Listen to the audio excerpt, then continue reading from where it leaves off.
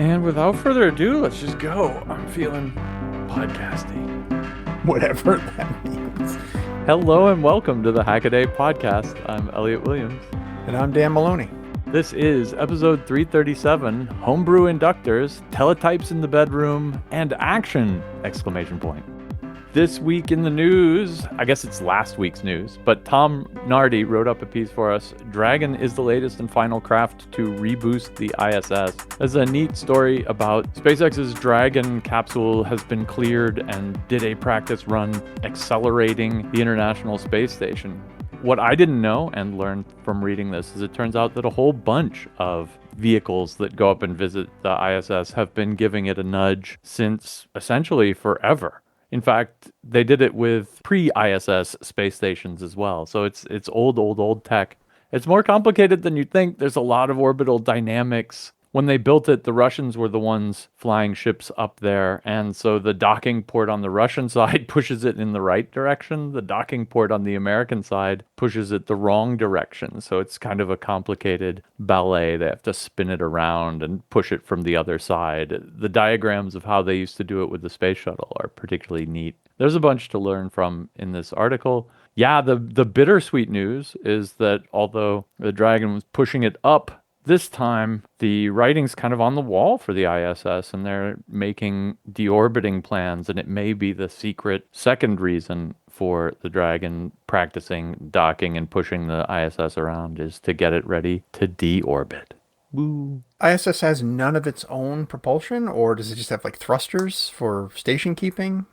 It also has its own thrusters. I read this in Tom's article. Sometimes they also bring up fuel and just refuel it to let it push itself around. But like you said, they mostly use those for station keeping, and for kind of bigger, grosser movements, they like to shove it around with either the Russian Progress spacecraft. That's the like automatic version of the Soyuz. They did it with the European automatic transfer vehicle, and most recently with the Orion. What's it called? It is the Orion. Right? Yeah, Orion, yeah. Well, I mean, I'm a little skeptical that this is really the last reboost. I don't know. I feel like somebody's going to take the decision at some point here, like, well, maybe we can get another couple of years out of it until it's really all full of holes and it's starting to put people at risk. I mean, it's space flight, so it's risk inherent, but it's like that, that intersection in town that everybody says should get a stoplight, but they're not going to put one up because it's expensive until something terrible happens. I feel like the destiny of the ISS now, until, I don't want to say what it's going to do to people, but at some point it's going to become too dangerous to go up to, and then I think we'll see it. But I still think there's a ways to go before that happens. Yeah, part of me hopes that we get a new space station up and running before we take this one down, but true. There's been no planning to do that yet, so I'm not hopeful. But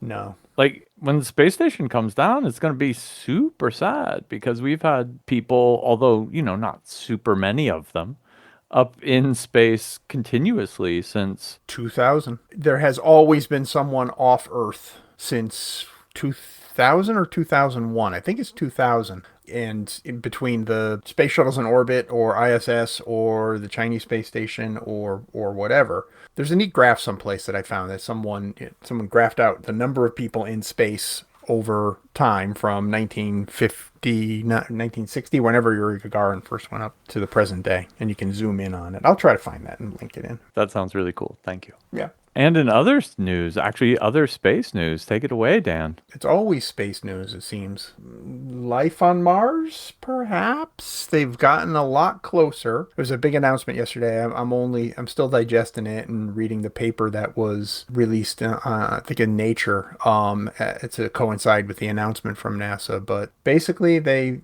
found some geology in Jezero crater in an area that used to be a river, and then the water level rose and it became a lake. So it has both river and lake properties. There's sedimentary rock there. There was some black specks in the rock. They say, what's that? They drill it. they look at it with the cameras there, the Pixel and the Sherlock sensors, and they come to the conclusion that it's a particular kind of geochemistry that is most easily explained by biological processes. They're still being super, super cagey about it. Where they're like, we've tried to find all the boring things that this could be, all the non-life things that this could be that we can think of, and they're coming up with nothing that explains it better than life.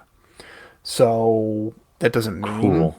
anything past what I just said. It just means that the simplest explanation right now is biological processes about, I think, like 3.5 million years ago or 350 million years ago. I forget which one. I've heard both figures. I actually heard some NASA administrator say 350 billion years ago, and I'm like, Nah, that's might too want long. to check that math, but I think that was simply misspeaking. But Yeah. still, yeah, it's really exciting. They've got this sample locked away in a tube. Someday we'll maybe get it back to Earth and see if there's, we can do more laboratory stuff and get a better conclusion. But all the sensors seem consistent with this is I believe it's an iron sulfide mineral. I can't remember the name of Greagite or Vivianite or something like that. I don't know. I'm gonna write up an article for links and try to explain this in a little more detail for anybody who's interested. So watch out for that. You heard it here first. There has been little green man poo, fossilized little green man poo on Mars. Or are we talking? We're talking results of unicellular organisms, or Important technical point. You heard that first from Elliot, not from me. ouch, So direct your comments to editors@hackaday.com. ouch. Yeah, touche. Well, on that high note, let's head on off to what's that sound? This is a journey into sound. What's that sound? What's that sound? For those of you listening at home, what's that sound? We play a sound, you tell us what it is. Next week, we pick among the right answers, and someone gets a Hackaday Podcast t-shirt. But first, our very own Dan Maloney gets a crack at it.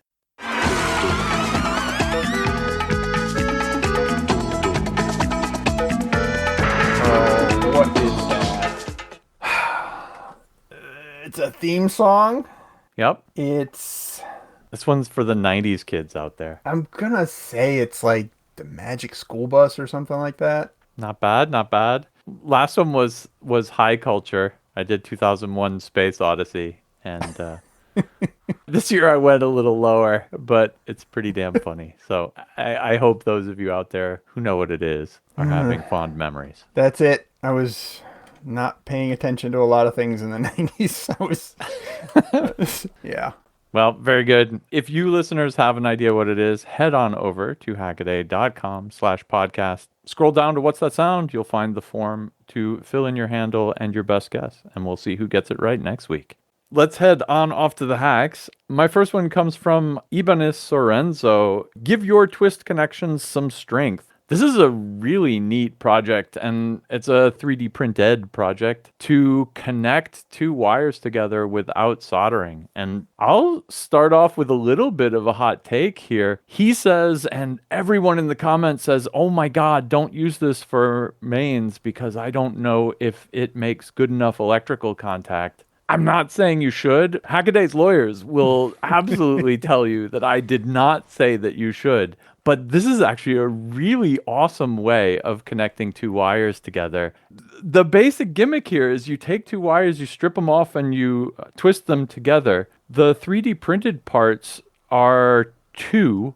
One is an inner part, which he calls a twist joint, and it's got, again, two kind of parts to it. One that grips onto the insulation, and another part in the middle that squishes, compresses the twisted part together even harder, making hopefully already a decent physical connection even stronger. The second part of the 3D print screws into this thing and compresses it even further down. And he does a whole bunch of demos where he shows that it holds a load. In fact, he shows that it holds a load so well that when he's doing his pull tests on it, the wire itself actually breaks rather than the joint, which is pretty cool. I mean, I guess that just means he's got enough grip on the insulation that it's immobile in between. But what more do you need to keep your not bad electrical connection together? He also puts an ohm meter on it and does the pull test, and it doesn't get any worse. The people worrying about this being a high resistance joint and thus the part that's going to heat up when you run significant current through it. I mean, first of all, that's not the intention of this project. This project is for putting funny little signal voltage electrical wires together. This is not a wire up your house with this type project, personal stuff where you might want to take it apart and put it back together a bunch. For that, I really, really like it. But second, it doesn't seem to have all that much extra resistance. I mean, he's using thin wire and he's testing it with an ohm meter and he's not doing a 4-point measurement or anything. But, he gets like 0.3 ohms or something, which is kind of what you'd expect from the probes on his ohm meter. So I don't think it's a particularly high resistance joint. The only thing I worry about is maybe the 3D print getting soft over time. Of course, if it gets super hot, it's going to melt and that's not going to help at all. I mean, there's a bunch of failure modes for this, but I think the idea is to have it be a temporary joint anyway. Just a quick temporary way to hook two pieces of stranded wire together, twist them, put the little thing on, screw it in, and boom, you're done. And he has them in a whole bunch of different sizes that you can scale up and down to different gauges of wire and how high resolution your printer has. And the whole video is just super well considered and screams this person is a mechanical engineering student to me because it's better done than I would have done it, and it's better done and then tested in all the right ways. I don't think I would use it for anything past 14 gauge wire, which I have no idea what that is in square millimeters or whatever, but actually, I don't think I would even use it for 14, because 14 in the United States, that's what we use for like a 15 amp circuit. And I wouldn't want to have any temptation of using this in a residential wiring situation. That said, literally 100% of the houses in the United States are wired up with wires twisted together and covered with a little piece of plastic. And that's not a problem. It's not the source of worry for anybody. It's a source of worry when someone doesn't do it correctly. Someone does, an amateur job and something gets loose and something gets hot and then you get a fire. That's a problem. But if it's done professionally with the correct equipment and the correct techniques, it's absolutely fine. This isn't that, though. No. And then, of course, there's the argument that, kicks off in the comments about soldering versus not soldering. Does solder introduce a mechanical defect point, a lever point that... absolutely. That the joint will fail at some point in the future? We've seen that argument before.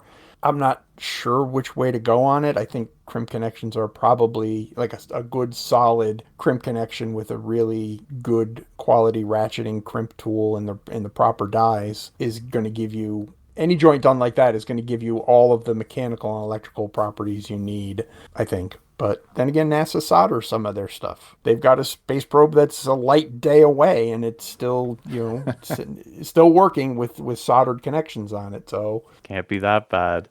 Just make your decision and stick with it, I guess, and use the best methods possible. One of our writers who has worked in the industry has worked with both the Russians and U.S. space and says the Russians always and religiously crimp and NASA always and religiously solders. And they both have their firm beliefs about why one is better. And both of them have successful space programs. So shows what that's up to. There you go. And like you said, wire nuts, to Europeans, they look janky, but they actually do kind of compress the wires together in a way it's like lame crimping, but it's like crimping. And you do have tension on it because you're stretching the metal bit as you screw it down. So it's actually like holding it together with force. And that's something that's worth mentioning as well. And I think that you're not going to get that out of PLA. If you print this thing in PLA, it's going to push it together, but it doesn't have that same springiness that stretched metal does. So, don't send your spaceships off with this. But this is such an awesome connector for kind of random hacker use that I just had to point it out. And I actually do think I do think that it's cooler than its author gives it credit for. But of course, you don't want to overstate something like this because then you'll have someone, burning their house down and you'll get in trouble. So. And if you do want to solder it, he has a second version of the inner sleeve that has a cutout for the solder joint. Instead of pinching down on the part where you twisted the wire, it actually has a cutout. So if you solder the wire, you can put this nut thing around it and it gives you the strain relief around the solder joint. So it takes the entire mechanical load off of the solder joint without relying on just physical contact of the wires together. So that may actually be, in my mind, if you have something where a simple soldered wire and heat shrink doesn't cut it, that may actually be the slightly beefier way to go, is solder it. And then one of those things that mechanical engineers are always worried about, they want the electrical connection to be different from the part that's taking the strain, right? You have you don't want the part that needs to conduct to also be the part that needs to hold it together. And so this gets you two of those, and it's a super quick and easy 3D print. It looks really cute. I like it in every possible way. It makes me want to play around with them. On a similar homebrewing vein, tips for homebrewing inductors. This comes to us from Nick, and I consider inductors, I consider all electronics. Let's get right down to it. Nobody understands how it works. It's all just magic. Of course, somebody's going to annihilate me in the comments for that. But really, at the end of the day, a lot of us are just hand waving about, well, an inductor does this, and, it opposes a current through the magnetic forces and all that. So I know what an inductor does. But knowing what it does and building your own are two completely separate things. Normally, we just say, okay, we need a low-value inductor here. Go to DigiKey or Mouser or whatever, order something, slap it onto the PC board. Or, you're doing some sort of power electronics, something bigger, maybe, transformers and all that stuff. But if you had to roll your own from scratch, where do you start? Well, you start with a guide like this. Now, this isn't super scratch built because Nick is depending on commercially available ferrite cores to build these inductors, which he says are for a big switch mode power supply. This is a big inductor. There's a lot of wire. There's 4 cores. So 2 pairs of E cores kind of stacked together. And he explains all about that, like stacking cores, what it means for, in terms of inductance, what it means in terms of current carrying capacity, and all the little details. But it all sort of dials back to these commercially available cores that are well characterized and come with a data sheet, so you know which ferrite is being used, what the permittivity is of it, all the technical details, what the tolerances are, and all that stuff, which is good, but it doesn't tell you how to make an inductor from some random scraps of wire you've got lying around and fabricobbling a core from something, which would be kind of the ultimate prison camp / desert island hack where you want to build a radio and you need to know how to fabricate some inductors. So this isn't really going to help you in that situation, but nobody's in that situation. We're all just interested in building things, and he's building something that for which there is no commercially available inductor. So it's a bespoke sort of part that he's coming up with. And it's really nice that some good animations in the video where he explains how saturation works, what the difference is between a low frequency inductor and a high frequency inductor, why you would use electrical steel for the core, like laminated electrical steel for the core of a low frequency inductor, but that's not good for high frequency use, so you'd turn more to a ferrite. He doesn't get into the differences between the different types of ferrites and which ones are good for. You'd use these on an HF project, you would use these for a VHF project, you'd use these for, gigahertz projects.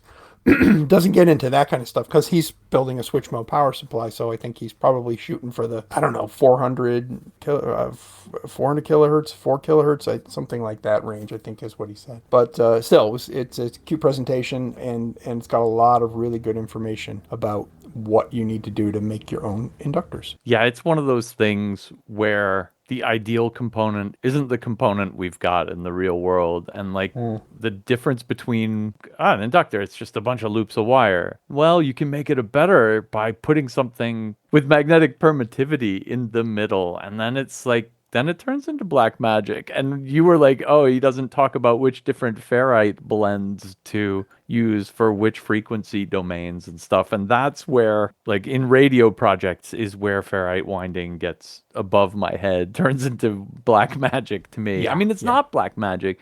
You just have to know you need a this one or a that one, and they all have funny numbers, and you can look up all the data sheets. It's not like impossible stuff, but and when you talk to ham radio people, of course, they know which ferrite cores to use, but they've all gotten that from someone else who got that from someone else. And at some point it's like dangerous half truths. It's like it's like sixth graders telling each other what it's like to drive a car. It's all hearsay at some point. So I don't know which ferrite cores to pick. I always pick the one that is in my drawer and see what happens from there. Keep a bunch around, those little assortment kits of ferrite cores. The round ones, the toroids. Keep one of those around, and you probably will be able to cobble something together. Take a few turns off here versus there.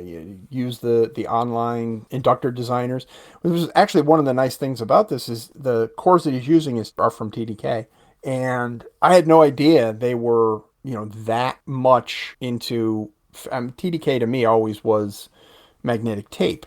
Oh, right. I guess now I'm finally seeing the relationship between TDK's magnetics and their commercial magnetic tape business. It's the same material. It just happens to be smeared on a piece of polyester. But they have a calculator that you can use for figuring out, really tuning in your designs on your inductors based on their ferrites, and they have all kinds of different sizes and shapes, and you should be able to do what you need to do with a little help from these calculators and Nick.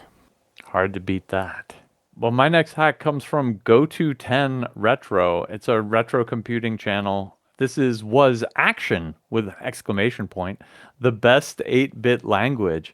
And this is really cool because it's a whole computer programming language that I had never heard of and got to learn about by prepping up for this one. It was for the Atari series of computers largely, although I was digging into it, it may have been written for kind of all of the 6502 processors and in principle portable to the Apple and some others of the day, but I don't think the company that made it ever did. The article accompanying this is all about the history of the language and a little bit about what it's like. It was kind of, you have to go back to the very early 80s in your mind when on mainframes you had the big compiled languages like C, and then on home computers like the Ataris, you had basics, which are kind of interpreted languages. They're slow, and, basic is kind of, if C lets you do a little bit of structured programming, basic lets you do essentially none. Basic forces you to do spaghetti code.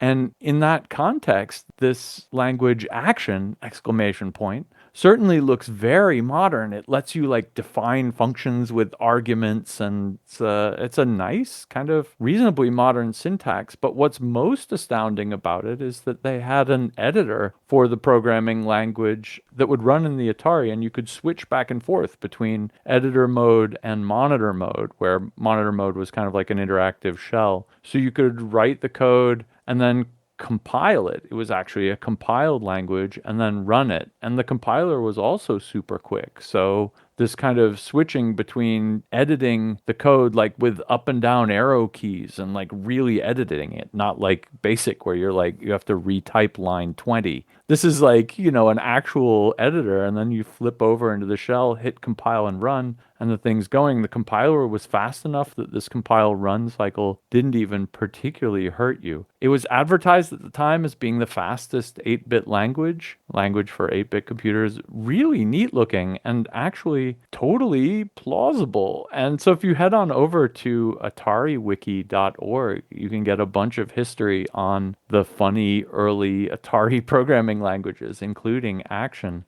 And what I learned from doing that is that not too long ago in the global scheme of things. In 2015, Clinton Parker, the guy who wrote Action, released the source code to the public under the GPL. So if you have a 6502 based computer slash if you want to port this to something else, well, you're crazy, but it does look like a really fun project. It actually looks like a half pleasant language to use. The Atari must have been a wild platform at the time. I was too young and didn't have one, but the Atari as an 8-bit computer had not just Action and a decent BASIC, but it also had a fourth language for it. And I know that a lot of people's early exposure to fourth comes from Atari fourth, which is just kind of bizarro. And if you compare that to the experience you got with any of the other early home microcomputers of the day, like I was a color computer kid, and that means I got BASIC and I got assembly language. You could peek and poke around in BASIC, and there was an assembly language, and I actually had the assembler ROM cartridge for it, which was pretty cool. It had a disassembler built in. It was all right. But this Action looks like a very sophisticated programming language. And, Atari had all sorts of bizarro languages written for it. So pretty cool. Learned something in this one.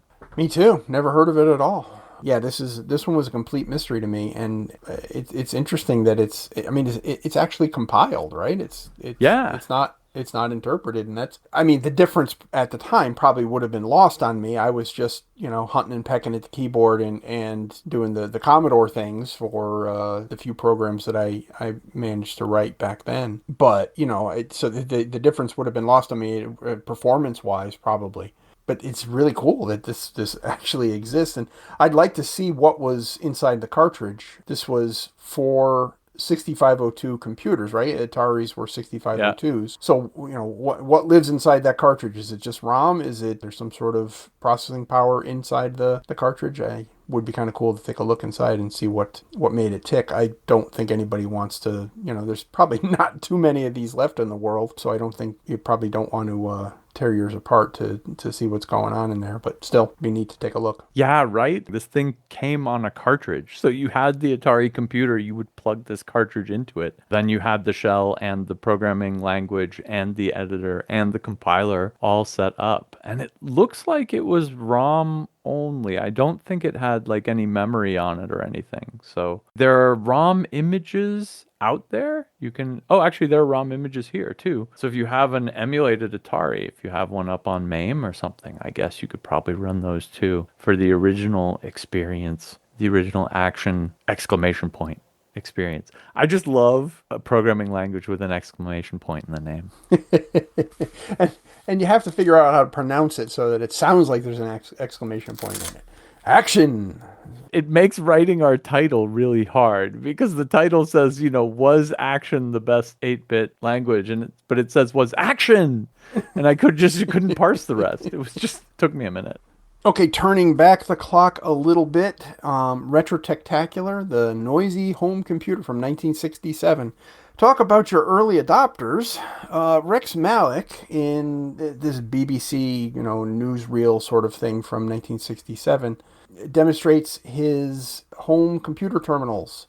He has two of them, and they're basically the Type 33 Teletypes. One of them sitting next to his bed, and a bit of a contrived bit, I think. He wakes up first thing in the morning and checks stock prices on his leased terminal. The amount of money that he spent on this, someone did the math, it was 30 pounds a week in 1967, which I guess works out to be about $480 a week now. So he was paying a pretty penny or a pretty pence for this privilege of these two terminals, which were connected to, as the BBC announcer intoned, an invisible brain 10 miles away. Back in the 60s, that's about the only analogy that anybody had to, what a computer was. They called it a brain, so they kind of played through that here. Was it useful? Did it do anything particularly earth-shattering? No, not really. Like I said, he checked stock prices and made some trades, which I find a little dubious that he actually was able to make trades before there was any kind of trading platform. But hey, maybe, I don't know, maybe there was something going on. It doesn't say who he was working for, but I don't think it did anyways. But, I assume he was he was One of Us, the 1967 version of One of Us. So he probably worked for some cool company that let him do this as a proof of concept or a demo or something like that. Apparently had one terminal in the bedroom, one terminal in the living room, and he shows his kid who was about 3 years old at the time, so right around my age. And I kind of wonder where that kid ended up, because he was poking at the keys and he was having a good old time learning how to operate this. So I wonder if that developed into anything, and he literally turned into One of Us. I don't know. Nick Malik, if you're out there, let us know. It's really cool that he had these machines in his house that totally impractical for 1967. Although Rex did make some predictions that within 20 years, people will have, what do you call it, a computer point to plug in a terminal in their house. Well, not far off. 1967 and 1987, and where were we in 1987? I mean, we're just kind of coming into the PC revolution, and people had modems, and they were talking to other computers and BBSs, and all that stuff was taking off around that time. So he was right. Not quite the same way. I don't think he could have anticipated that things would have been much, much quieter than his setup. But then again, a daisy wheel printer in 1987 was still a pretty big racket. But still, it's really cool to see what they thought the computer, or what the future of computers was going to be back then, and the fact that they were able to do something like this as early as 1967 was another step along the way. And because they did these kind of things, we are where we are now. So I don't know whether to thank them or curse them, but This is like pure retro-tectacular, because you have to see this scene. It's a, sparse bedroom of a single bed, and the guy has a big teletype next to it. And he like wakes up and he's like, it's going chugga chugga, and he wakes up and he's like, oh, I must compute. And, he rolls over and he starts typing on this thing. And it's just so preposterous that this would be the future of computing. That said, I know some like hyper nerds who would love to have a teletype right next to their bed. So, retro nostalgia is what it is. It's strong. But man, those things smell. Like, if you've ever oh yeah, smelled the oil coming off of a hot teletype, that is not something you want next to your bed. Although again, personal choice. I'm not gonna kink shame anyone here. But but then this so reminded me, and this is your point about this actually being a weird foretelling of our modern future. This guy's totally my wife. She rolls over and she's reading the news on her cell phone. Like she's a smombie just like this guy is, only he's a teletype zombie. Rolls over in bed and has to trade stocks. Ka-chunk, ka-chunk, ka-chunk. It's lovely. Lovely. He plays it straight too. I got to give it to him. I feel like the BBC producer is probably coaching him and telling him what to say. I feel like that little bedroom vignette was probably a setup too.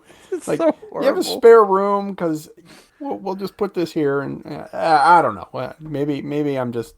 Like I said, if Nick Malik is still around, the little kid who was in the video, and what this was all about, please get back to us. Let us know. I would love to find out how everything turned out with your dad's awesome home computer system. The other trope of the day, right, was the computer in the kitchen. Like when computers were unimaginable, these were the two least likely places you would have a computer, was like in the kitchen and next to your bed. And now look at the world we live in, where like never more than 3 feet away from you is your computer. People have to wash their hands or they get it all over the screen. Anywho. Anyway, yeah. Well, carrying on with the retro theme, man, I didn't realize we had one.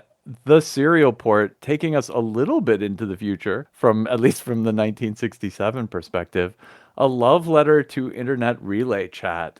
And this is a really great history, although admittedly incomplete by the end of it. It's like a 20-minute long video, and it dives deep, and there are some interviews, and it's really neat. If you missed out on internet relay chat, or if you just want to know what IRC was all about, or look back in anger or love, depending on which way you feel about it all, It's a really great video. Short story long, there was a kind of an ad hoc network of American universities called BitNet in 1981, and people figured out how to chat amongst themselves and route it between the different computers.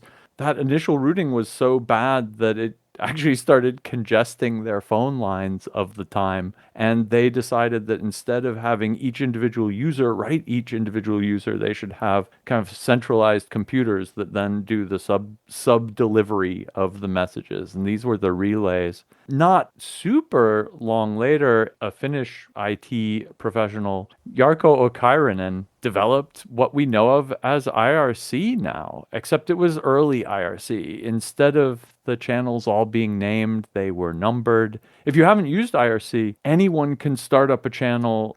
The servers are kind of loosely connected to each other because they want to be, and the whole thing is essentially pretty damn anarchic. IRC is a horrible, horrible mess, but it's absolutely lovely because of this kind of absolutely basic minimum viable system. And Maya actually points this out in her article, and this is why I really loved IRC, is that it's simple enough that you could write your own relay server probably with a week of study, and you can certainly write your own bots to, stand in for you and do interesting and cool things over IRC in an afternoon. And that's what I always really loved about it, was that it was super accessible. One of the problems with IRC is when you go offline, the message doesn't get delivered to you. It's like a chat room, right? But if you want to like idle in a chat room, you had to, at least back in the day, write your own bot and leave it running on a computer somewhere to log all the chat in there. And of course, that means you can write scripts to like let you know when somebody mentions your name or an interesting topic to you. And it had this all like super readily available to the hacker kind of feel to it. I share the serial port's love for IRC, and also the kind of understanding that its ultra basic primitiveness is kind of what doomed it. But in being able to make up your own channels, it was completely anarchic and decentralized and very democratic. But then because only the hypercomputer nerds were using it, where's the democracy there? It was a democracy of the computer nerds, which is a weird subset of democracy. But a lot of the things we get in our modern chat things come from IRC. And I would claim actually that Slack is basically just IRC warmed over. People mention Discord a lot in this context and other kind of channel-based chat rooms because that is also part of the IRC legacy. We get hashtags from there. Channel names always started with hashtags. Slashes were started commands. And so I don't know, is /me still something you can type in Discord even? I think it is. All sorts of things we take for granted now come from IRC's history. So, and some of us were still active on IRC even into the 2020s. Mozilla threw in the towel. They used to have an IRC help channel and whatever bug contribution channel running on IRC, and then gave up on that in 2019. Which led one of our writers, Sven Gregory, to write a really nice quasi-obituary to IRC, Life After IRC, Your Move Mozilla. I'll link that in so you can go read it. If you haven't played around with IRC, it's quick enough to set up a server. There are still networks out there. I actually last logged into IRC probably about a year and a bit ago, and that was just for fun and nostalgia. But like in the early 2000s, it was the nerve center of the RepRap movement, for instance. There was like all the real development in RepRap was going on over IRC. It has a warm place in my heart. And because it was open, unlike Discord, everything was done in the open, archived, and you can still go find old IRC chats people were having 20 years ago. There's some utility in that too, I think. Yeah, I think I missed the whole IRC thing. I remember my first exposure to the internet really was Usenet, and just learning what forums were like and learning what trolls were like. But that was my first experience with real-time exposure to what was going on in the world that didn't rely on, coming through, some sort of commercial media or news media or anything like that. And I was fascinated by that. It was just like, wow, you could actually, find out what people are thinking in real time, which was cool for about 20 minutes until until the people really started telling you what they were thinking, and Exactly. it's been downhill since. And I really like that quote in the video that internet used to be a place to escape to, not escape from. It's a little sad that we're here, but that's the way it goes. IRC was kind of a tool for a more civilized age. It was, just absolute anarchy and pure chaos. But this only works when you have a small community. And I think in comparison to the big wide internet now where everybody is online, it was a tiny, tiny little group of nerds on IRC back in the day. And so, yeah, I think some of the nostalgia for that is based around that fact. And I don't think that has anything to do with IRC or anarchism or any of that, but actually just around the fact that it was a different crowd back then. It was a different party. But that said, IRC was hella cool. And if you missed it, check out this video. It'll let you know about some of it. And it kind of captures my experience of it as well. Well, last up for me in getting away from the retro stuff is making an ultralight helicopter. And this is by Ultralight Helicopter. It's a video that shows the 4-year-long build process of scratch building this ultralight helicopter. And now I have the utmost respect for homebrewers in the aircraft space. That is some cool stuff. Being able to build a working airplane in your garage from a kit, ultimate respect. More respect for someone who's doing it without a kit. But all that said, absolutely no way in hell I'm getting anywhere near Thank you. This thing. Thank you. Terrifying. Absolutely terrifying. Any helicopter, a professionally built, a certified helicopter is still barely holding itself together long enough to get in the air. I mean, I understand all about controls, the swash plate, the collective and the cyclical. I get all of that. I wanted to learn how to fly helicopters for the longest time. I still do in some way. But the idea that you're sitting underneath this thing and that rotor blade is spinning, half a meter over your head, that helmet's not going to do much, I'm afraid. If something decides to come apart, it's all over in a second. And that's one of the things that people in the comments section were noting, that the rotor system is very, very small and has no angular momentum to get you through the transition of like a loss of power event so you could actually auto rotate. And that's what the big helicopters, a 3-blade, 4-blade, 5-blade rotor system provides way, way more momentum so that you have at least a couple of seconds to recognize a loss of power event and then get the control set up to auto rotate and get yourself down to the ground safely. No margin of error here. That said, it's cool. I'm not going to complain about that. And the weld quality was cool. There's a lot of aluminum, or a little bit of stainless steel, but mostly aluminum. So whoever's building this had to step up skills, because aluminum welding is not easy. You've got to know what you're doing to make good looking joints, and good looking joints are probably strong joints, and you certainly want strong joints. Absolute kudos for taking this project on. Love to see it. Just don't want to be anywhere near it. I hear you. Helicopters are a weird beast because, they're doing a lot of things to make a system that really shouldn't work. Like, Yeah. You've got the one blade, and so the body you're sitting in wants to spin around. And so then they're like, okay, well, we'll put another fan way out at the back on this tail that'll rotate against, the intrinsic spinniness of the thing. And no. And then you have to change the angles, and like you said, the whole swash plate mess is a lot of mechanical complications in my mind, especially if you compare it to something stupid like an airplane, where it's really just like a wing. And then you put some flaps on it to make it fall over one way or the other. And, you make the thing balance right, and it basically flies okay if you put enough engine in it. This is complicated. Unfortunately, for anybody who wants to watch the video, you're not going to see it fly. I didn't see a test flight anywhere in there. I suppose maybe that's a separate video. But if it did, I feel like it would be similar to the old films of Igor Sikorsky when he was flying in his early helicopters and just wearing a fedora. Yeah. That was Yep. his safety fedora.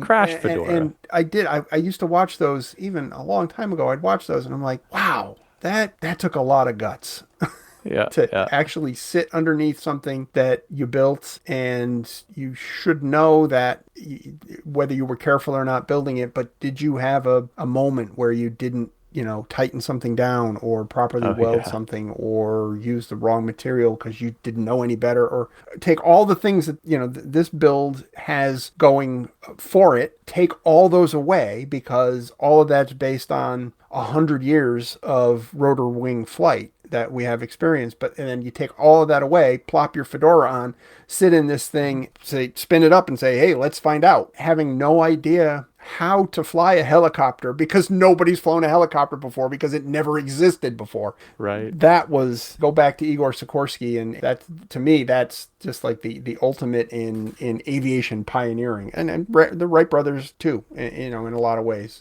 What's this thing going to do when it gets up in the air? Well, 9 chances out of 10 it's going to kill me, but it didn't, and here we are.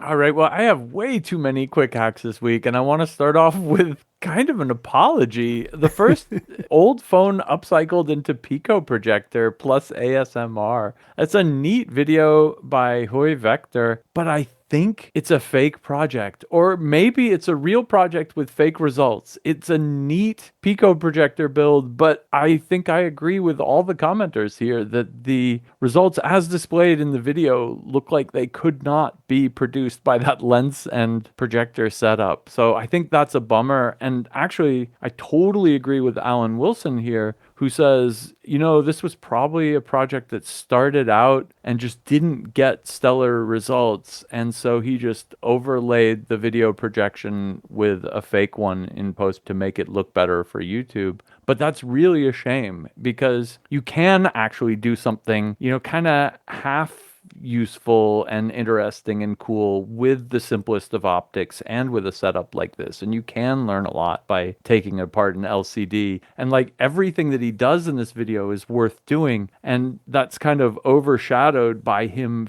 faking the results to look probably 3 times as good as they actually did. So boo to fake results, but yay to awesome experimentation with amateur optics. Next up, Eelco reverse engineering a robot mower's fence. Boy, here's a second apology of the quick hacks. This is about how to make an electric fence to keep your robot lawnmower within your property. Basically, they put out a 3 kilohertz, it is reverse engineered, signal that lets the robot know when it's nearing the edge and it's time to turn back.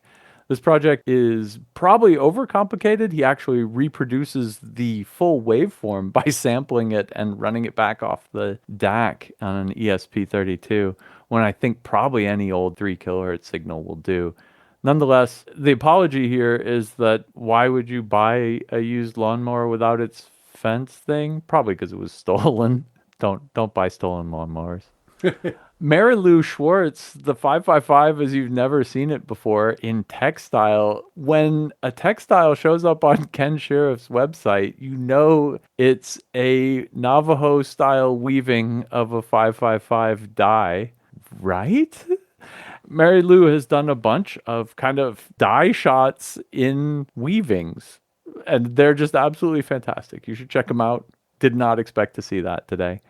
A look at not an Android emulator. This is about the Android translation layer, which is kind of like wine for Android. It lets you run Android apps on your Linux computer without firing up an Android virtual machine like Waydroid does. Looks very cool if you haven't used it and want to run Android apps on your computer. And last up, Peter Shirley, No Plans for the Weekend, Learn Ray Tracing, is an ebook that explains ray tracing. It's called Learning Ray Tracing in 1 Weekend.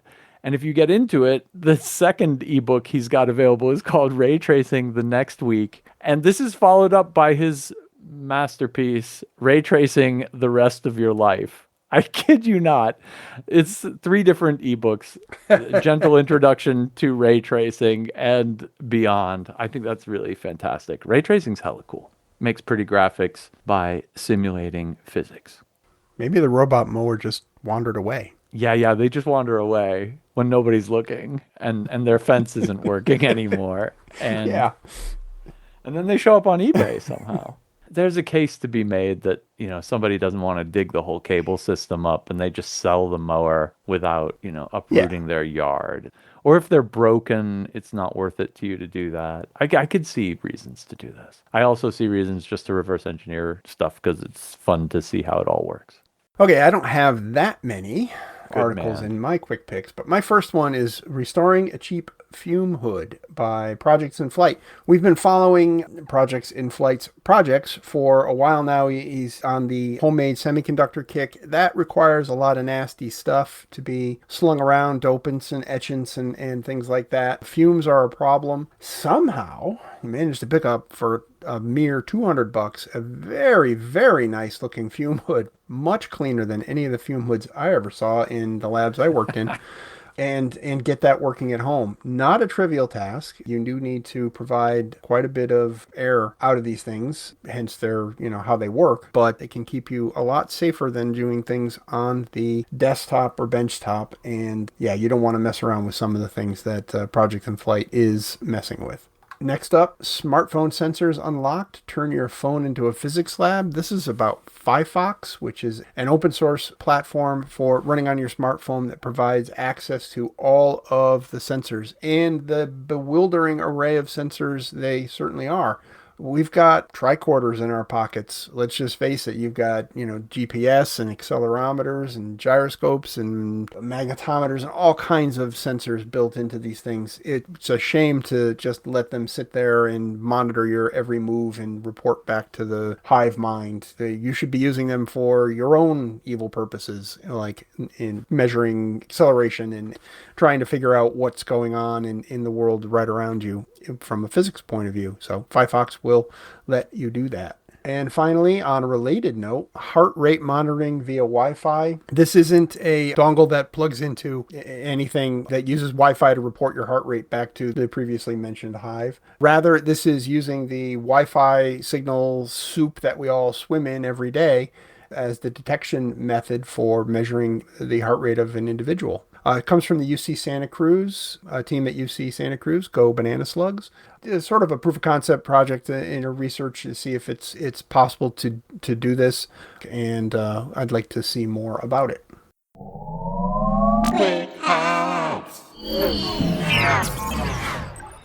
All right, that brings us to our Can't Miss articles. These are long-form pieces written by our fantastic Hackaday writing staff. And if you thought I couldn't contain myself on Quick Hacks, wait till you see what I've picked here. There was kind of a threefer going on among the Hackaday writers. I think it's late summer and everybody's been doing their summer projects and wanted to write about them. And so we had 3 pieces come out this week. One from Arya, who's been teaching herself FreeCAD, and so wrote a 2-part series, actually, FreeCAD 4A, where she talks about making a case that goes along with the PCB that's got a little USB-C connector on it, and a bunch of neat design tips around how to do that and how to build cases for your PCBs, in particular with FreeCAD. Maya Posh came up with Bootstrapping Android Development, a Survival Guide, and this is her using Qt libraries to make Android apps and showing how to set up all of that tooling. And I think that's something we were complaining about on the show a couple weeks ago, and Maya's like, oh yeah, well, I know how to write Android apps. And so she wrote up her particular take on how to do that.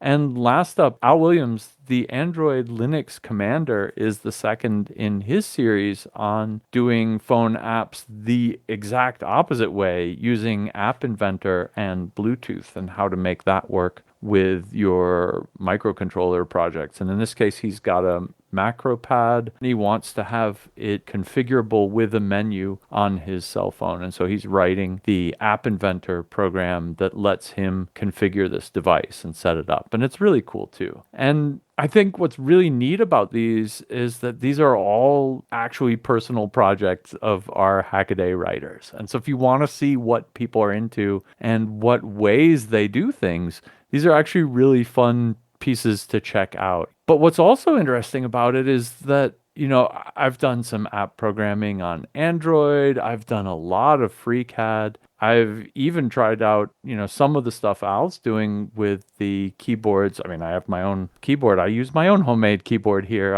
I intersect with all of these projects a little bit, and I would have done things differently in all of them. And I think that's really awesome because what these show is that there are kind of a bunch of different ways to approach projects. And the normal way to do FreeCAD is with the part design workbench instead of the part workbench. And that uses kind of a constructive solid geometry approach, whereas the other one uses a more modern sketch-based approach. Fine. These are all different ways you can skin the cat. And I think it's awesome that Arya is showing this particular approach because frankly, there are enough tutorials on the web showing the sketch-based approach. Ditto Maya, who's using Qt to do her Android development. That's a kind of, I don't know, quirky choice for the windowing and graphics stuff. But, more power to her. She shows you how to do it. And ditto Al's. So I guess what I'm saying here is that as readers out there, I want you to know that these folks are also hackers like you. And I don't want you to think that just because we write up something in Hackaday, it's the right way to do it or the wrong way to do it, or even that we think it's the right way or the wrong way to do it. I'm not sure there is a right way. These are just cool and interesting ways. And I thought that was really cool about all three of these articles because they kind of shined a light from a different angle on a bunch of projects I've seen before too. If any of them strike your fancy, go read up. They're great projects. Watch over some of our folks' shoulders as they're doing it. But somehow when you write something and publish it on Hackaday, you're automatically some kind of authority. But I really do want you to just look at these as being, here are a bunch of hackers like me sharing the way they do these things. And I think that's lovely. And that's, what the hell? That is the Hackaday spirit. Yeah, I've written up a couple of my own projects and you put them out there and I'm not saying this is the way to do it. I'm just saying this is the way I did it. I'm more than willing to get feedback if there was a better way to do it or if there was just even a different way, not necessarily better, but just different. I'd prefer if that feedback were kind, which is not always the case. And just seeing, you're right, the look over the shoulder and seeing how someone else did something and you find ways that work for your brain that maybe this person is doing or what they're doing makes absolutely no sense to you, but it gives you kind of that hook into understanding it in a way that your brain will be compatible with and really just sort of a guiding light, a hand to understand what the next step is often all you need. And I like these articles for that reason. My pick this week is another Arya piece, GPS and its little modules. I mentioned before about how electronics is all magic, being a little bit hyperbolic there, but if you really want true magic, GPS is real magic to me. There's all kinds of stuff in there that should combine together to make this thing not work. Ultra poor signal to noise ratio. When you finally get the signals, you've got, to take into account general relativity and special relativity in order to make the time signals work. There's a ton of math. There's all kinds of things that seem to be conspired against you. And yet somehow we can condense this all down into a little square chip that fits on a PC board. It looks like a piece of ceramic and it does everything for you. And that's magic right there. The article isn't talking about how GPS works and using GPS as the Kleenex of global navigation systems. We're just going to call it GPS even if you're using GLONASS or Beidou or any of the other systems. That's not this article. This is about putting that little box into your project and getting information out of it, GPS information out of it. Turns out that is surprisingly simple, surprisingly reduced to practice at this point, where GPS modules basically just spit out a continuous stream of serial data that you can very easily intercept with your microcontroller of choice or other computer. Pull that information out and do the necessary parsing. And even then, you don't have to really do anything. There are modules that are already pre-written that will take that stream of information and give you what you want, which presumably for GPS is latitude, longitude, altitude, but also time-based signals. Nice shout out from Arya to the recently concluded 1 Hz contest. Several of our entries were based on GPS 1 pulse per second output from modules like this. There's a good discussion also about battery backups. You'll notice that some modules, some GPS modules already come with a little holder for a coin cell, and that's important for keeping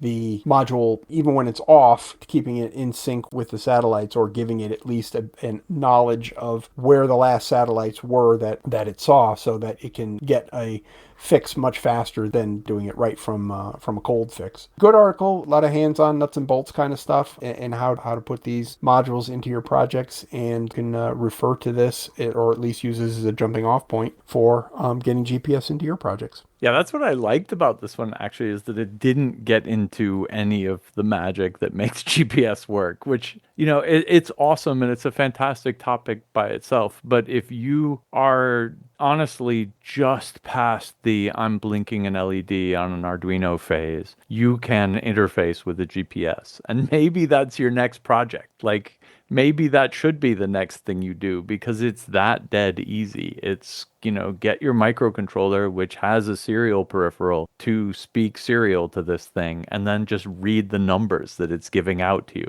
It's absolutely lovely and absolutely simple to use. And GPSs are real fun for that. Back in the day, like Dan said, you had to buy a GPS receiver, and it was a complicated and expensive thing. And now, like $10 gets you a GPS receiver that receives all 3 of the global navigation systems and doesn't care which ones it's listening to either. Like, see, I did it too. I got stuck in the weeds of how GPS works for half a second there, when the whole point of Arya's article is, hey, interfacing with GPS units is so damn cheap and so damn easy that you should add them to your projects. Here's a couple things you need to know, like slow to boot up at first, make sure they have a battery backup, et cetera, et cetera. But other than that, not much to know. When I was living in Washington, D.C., I was doing a lot of skateboarding, and I actually started a project to skateboard every street in Washington, D.C., which isn't impossible. It's a kind of a compact city. And I thought I was going to do that. And so I built a logging GPS unit for myself, and the thing had like a pretty big EEPROM on it, and a GPS and a battery and a couple LEDs to blink status. And that was the whole damn thing. It just wrote my location to it. And when I got home, it downloaded it to my computer. And that was the whole gimmick. I didn't even come close to skateboarding every street. That whole project went nowhere. But the GPS logger was awesome. And that is the spirit in which I want you to, if you haven't, go out and buy a GPS module and put it in your project. Well, that wraps it up for this week's Hackaday podcast. Thanks very much for listening. To follow any of the links, head on over to hackaday.com/podcast. And if you see anything cool or do anything cool, write us, tips@hackaday.com. And until next week, keep on hacking. That's what it sounds like when my eardrums are getting blown out. Oh, have I uploaded it? No.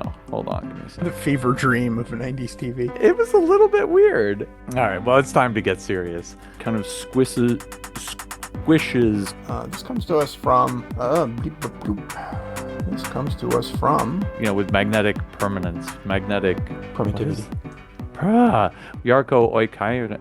Oh, man. Finnish names. Oikarinen. Right on.